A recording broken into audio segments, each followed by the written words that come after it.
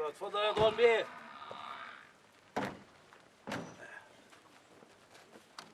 السلام عليكم. السلام عليكم.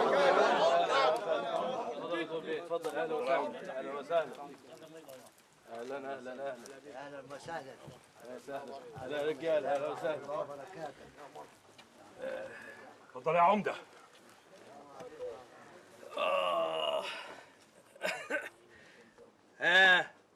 ايه رايك يا رضوان بيه؟ يا ترى شفت الحاجات اللي انت عاوز تشوفها؟ طبعا طبعا. هات لنا 2 شاي يا ابني. حاضر. تفضل يا سيدي. هذه اسماء الناس اللي محتاجين اعانات او يعني ليهم الاولويه، ده لو كنت عايز تساعد. طبعا طبعا يا عمده. وهذه كشف تاني باسماء المناطق اللي ممكن تنفع تعمل فيها مدارس او مستشفيات زي ما طلبت مني المره اللي فاتت، ولا انت غيرت رايك؟ لا طبعا خالص خالص خالص. هات يا بيه، هات هات. بقول لك ايه يا بيه، ما تاجي دغري احسن. مش فاهمك يا عمده. لا انت فاهم كويس قوي، بس بتلف وتدور حوالين الموضوع ومش راضي تاجي دغري. ما تريحنا وتقصر الموضوع يا ولد الناس. تعجبني يا عمده. هنقدر نتكلم هنا؟ تخافش.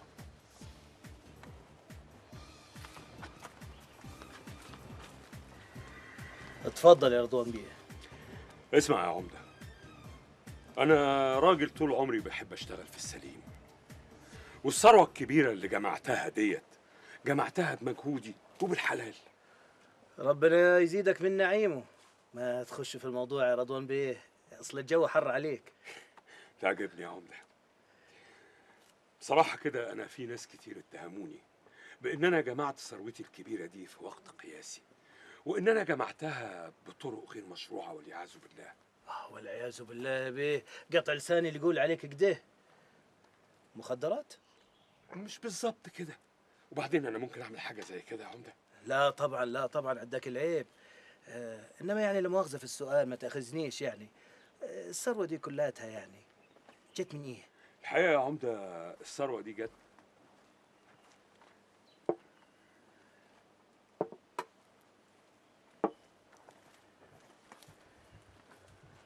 من مكان زي النجع بتاعكم هنا.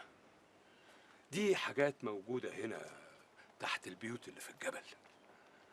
احنا يمكن مش قادرين نفهمها او مش قادرين نقدر قيمتها، لكن في ناس بتدفع ملايين عشان تحصل عليها. يبقى غلط ان احنا نقدر قيمة الحاجات ديت ونديها للناس اللي بتفهمها ومن غير ما نضر حد. عداك العيب يا بيه. بس ايه هي الحاجات دي؟ الحاجات دي شوية حجارة على شوية تماثيل موجودة تحت كل بيت هنا في النجع يا عمدة. بقول لك ايه، انا مستعد اشتري كل البيوت اللي في الجبل وهدفع فيها سعر محدش يحلم بيه، وانا جاهز يا عمدة. حيلك حيلك يا رضوان بيه. انت بتكلم عمدة النجع، والكلام اللي قلته ده المفروض دلوك يتنقل للمأمور وياخد اجراءاته.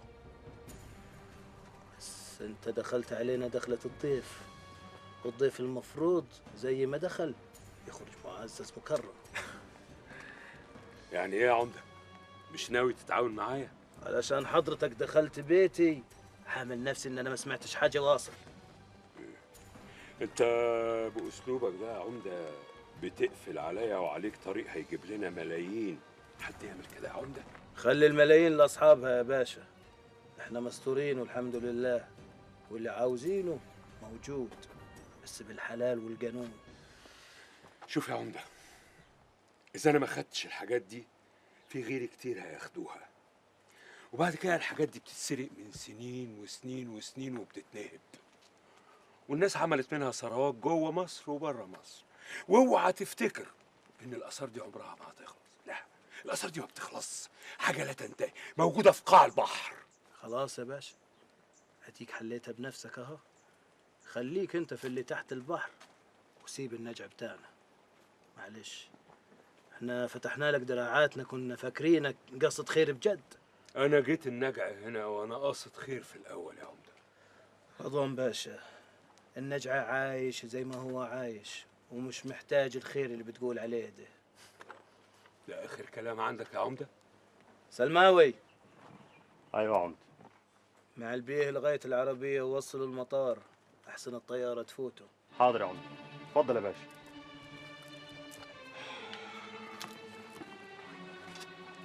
سلام يا عمده.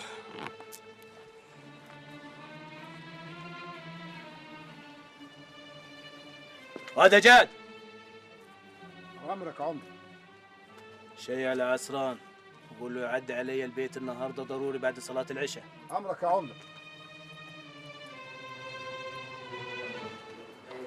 لو مش فاهم دي هبقى اشرحها لك بعد كده. يلا اللي مش فاهم حاجه هبقى اشرحها لك ان شاء الله. يلا مع السلامه.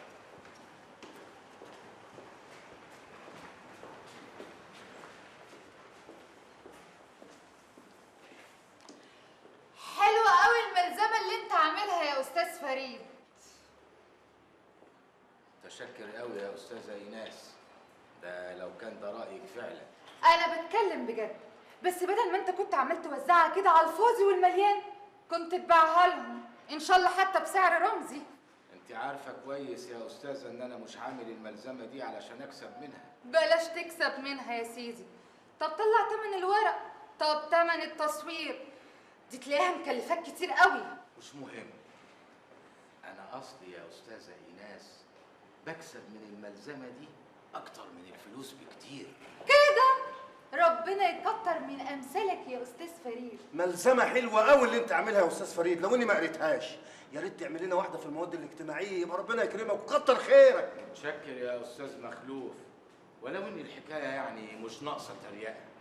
تريقه ايه؟ ما بتريقش. انت عايز ايه؟ عايزنا نشحت؟ عايز تخرب بيوتنا كمدرسين؟ في ايه؟ ما تطلع من الدور اللي انت بتلعبه ده. اهو ده الفرق اللي بيني وبينك يا استاذ مخلوف.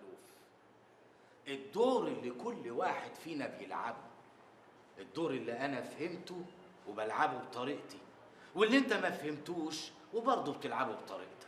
ما تفهمني يا فيلسوف. ولو اني مش فيلسوف ولا حاجه، لكن برضه هفهمك يا استاذ مخلوف. احنا الاتنين بنلعب دور في منتهى الاهميه بالنسبه للطلبه دول اللي اهاليهم حطوهم امانه في رقبتنا، واللي الدوله حطتنا قدامهم علشان نربيهم ونعلمهم ونبقى لهم القدوه الصالحه.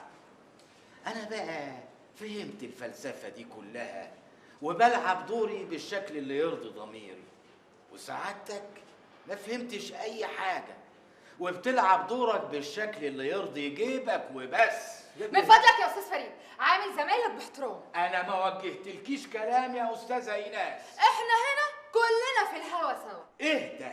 إيه؟ يلا يا ابني انت وهو، يلا من هنا، ما يصحش ابدا تسمعوا كلام زي ده. جرى ايه يا استاذ؟ احنا هنا في مدرسه وما يصحش الطلبه يسمعوا كلام بالشكل ده من واحده المفروض انهم واخدينها قدوه ليهم. ومالها بقى واحده زي يا استاذ فريد؟ مالها؟ بس ايه ده؟ ايه الزعيق ده؟ استاذ فريد، انت مش هتبطل القلق اللي انت بتعمله ده؟ يا حضرة الناظر حضرتك ما كنتش موجود وما سمعتش اللي اتقال. الكلام اللي اتنقل لي كلمة كلمة حرف حرف. لحق يوصل ولا كان مذاع على الهوا ولا يمكن بقى كان متفق عليه؟ جرى ايه يا استاذ؟ شوف انت بتتكلم مع مين؟ انت بتتكلم مع ناظر مدرستك. ثم تعالى هنا يا استاذ، انت ازاي تتهمني انا وزملائك الشرفاء دول بالاتهام الخطير ده؟ الاتهام ده حضرتك اللي حطيت نفسك فيه معاهم يا حضرة الناظر. بطل سياسة الكرسي في الكلوب بتاعتك دي يا استاذ فريد. انا عمري ما كسرت لمبة يا استاذ زكريا، عمري ما حرمت حد من نور هو محتاج له. بالعكس انا بحاول دايما اولع لمبة زيادة علشان كلنا نشوف احسن. يا سلام يا سلام، كلامك أثر فيا. أستاذ فريد، أنت محال إلى التحقيق، والحين ظهور نتيجة التحقيق أنت موقوف يا أستاذ. وماله يا حضرة الناصر، أنا موقوف